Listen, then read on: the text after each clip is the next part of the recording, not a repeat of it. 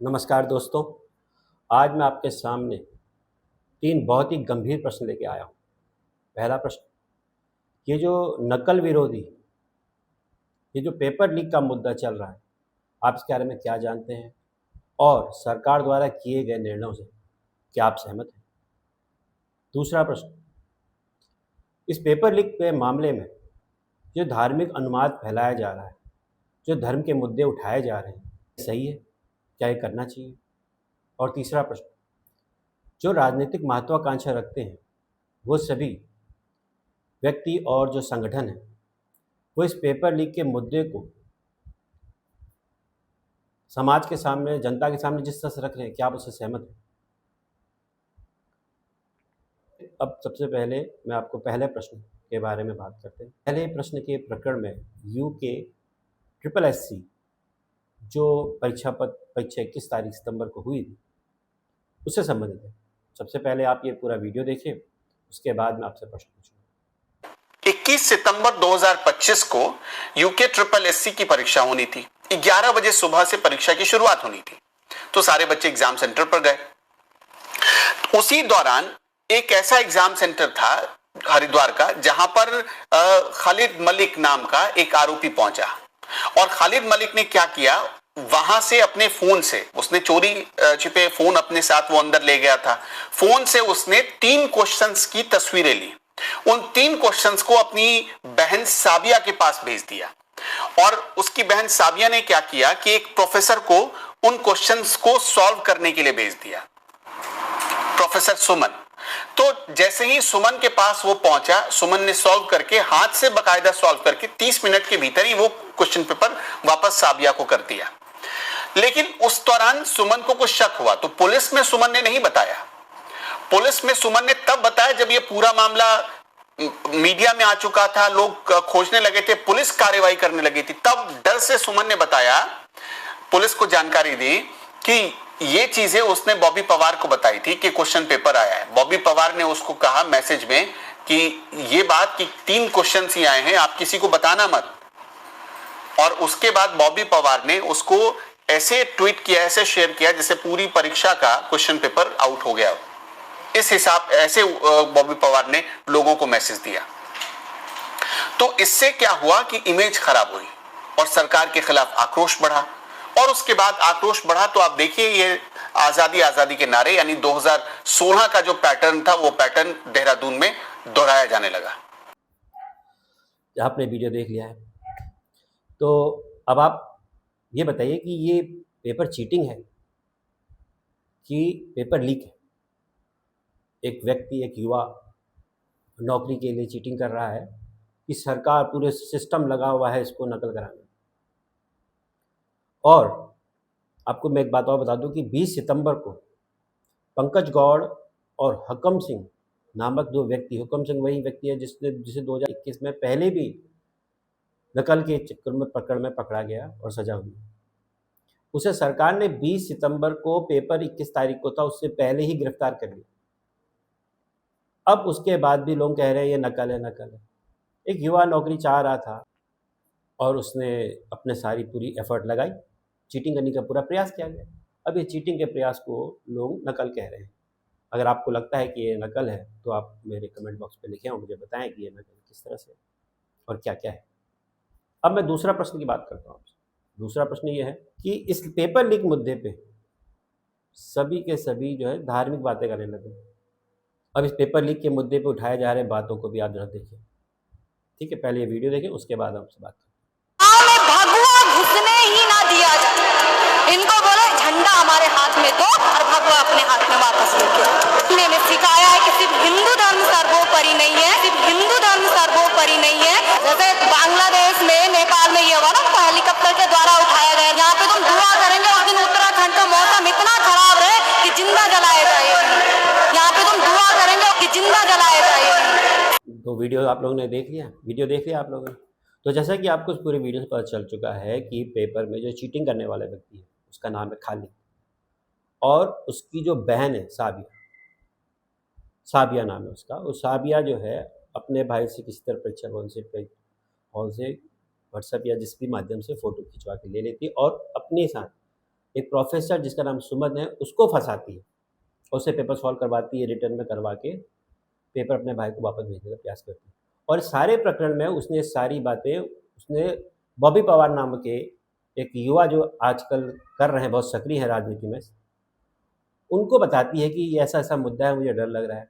तो वो क्या करता है, वो ये नहीं कहता पुलिस को बताओ, इसकी जाँच है, इसको पकड़ते हैं, वो इसमें नहीं, वो अपना राजनीतिक महत्व निकालने के लिए उस सुमन को फिर से फँसा देता है। अपने सोशल मीडिया हैंडल पे पोस्ट कर देता है। अब बताइए इसमें सारे प्रकरण में कहाँ से ये चीज़ें आ रही हैं। उसके बाद देखिए एक लड़की नहीं है, वो हिंदू धर्म को, सनातन को गाली दे रही है और कह रही है कि तुमको जिंदा जला दिया। ऐसी मैं ख्वाहिश करती हूँ। इस तरह की बातें क्या पेपर लीक का अगर मुद्दा है तो उसमें होनी चाहिए, इसको धार्मिक रंग रूप देना चाहिए। आप लोग क्या मानते हैं?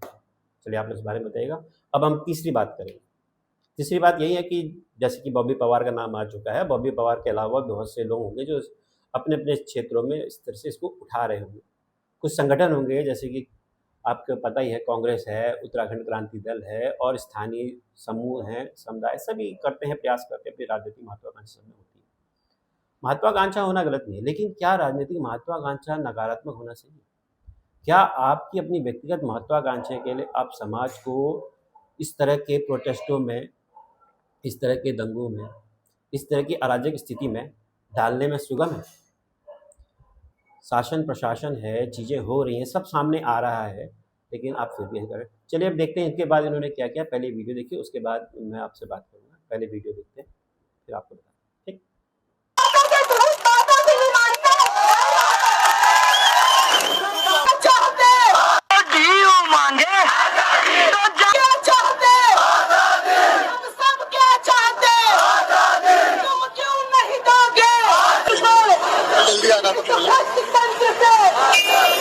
तूने मुझे अपने विचार नहीं रखने दिए यार। अभी तो बहुत दिन चलेगा।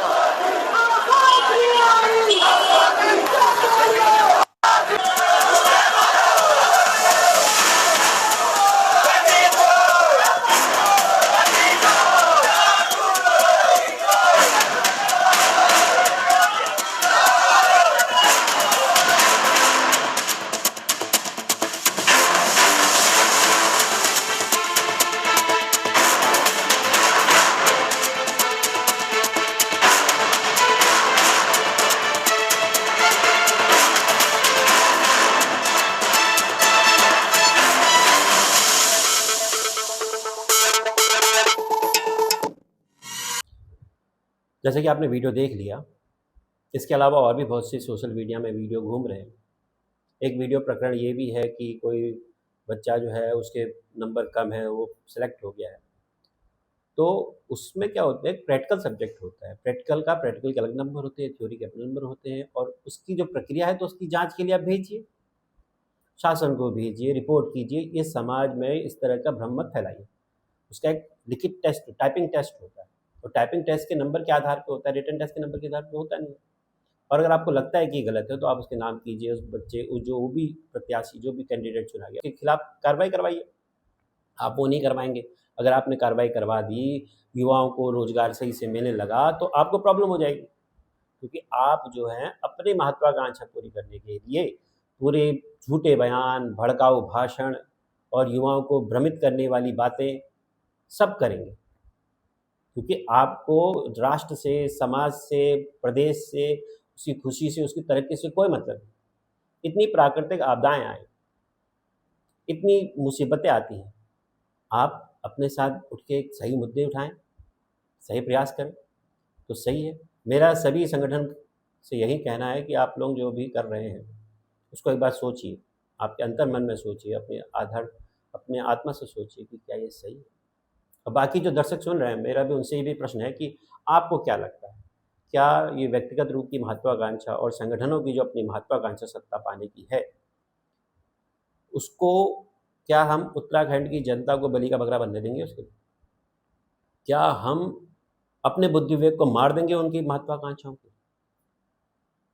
और बात रही यहाँ तक कि सरकार की। दोस्तों, मैं इस वीडियो के माध्यम से सभी उत्तराखंड प्रेमियों से यही कहना चाहता हूँ कि ये वीडियो अपने साथियों को, अपने युवाओं को ज़्यादा से ज़्यादा भेजें, ताकि उनको पता चल सके कि किस तरह से प्रपंच करके उत्तराखंड में एक स्टेबल सरकार है, उसको गिराने, उसको बर्बाद करने का प्रयास कर रहे हैं। हो सकता है कुछ लोग मुझे भी कहें कि आप तो रविंद्र सिंह धामी हैं, तो आप पे धामी है इसलिए आपका आरोप है। मैं मान सकता हूँ, आपकी ये बात हो सकता है आप लोगों को सही लगे, आप इसको जज करें। लेकिन एक बात याद रखिएगा, जैसी सरकार अभी चल रही है धामी सरकार, जो हमारे राज्य में जिस प्रकार के अनुशासन आए हैं, जो प्रकार के शासन हुए, जो प्रक्रियाएँ चल रही हैं, हर चीज़ सही नहीं होती, लेकिन फिर भी जो प्रयास मंशा है, मंशा में कोई और प्रयासों में अकेले व्यक्ति कुछ नहीं कर सकता। संगठन में आपको जनता को भी उसमें सहयोग करना पड़ेगा, प्रशासन को भी उसमें सहयोग करना पड़ेगा और मंत्री और विधायकों और सांसदों को भी उसमें सहयोग करना पड़ेगा। मैं तो एक बात और कहना चाहूँगा, अब जहाँ तक की बात है धामी सरकार की, तो मैं उनसे यही अपील करना चाहता हूँ कि युवाओं के साथ को जो भी व्यक्ति, संगठन युवाओं को इस तरह के समाज विरोधी, राष्ट्र विरोधी कार्यों में संलग्न कर रहा है या उसको भ्रमित करके फंसा रहा है, तो उसको कठोर से कठोर दंड मिलना चाहिए। बाकी दोस्तों, मैंने यह वीडियो आपको पोस्ट कर रहा हूँ, मुझे आशा है कि आप लोग अपनी राय मुझे देंगे और हम सबका प्रदेश है, हम सबको मिलकर इसके बारे में सोचना पड़ेगा। बहुत बहुत धन्यवाद। नमस्कार। जय हिंद, जय उत्तराखंड।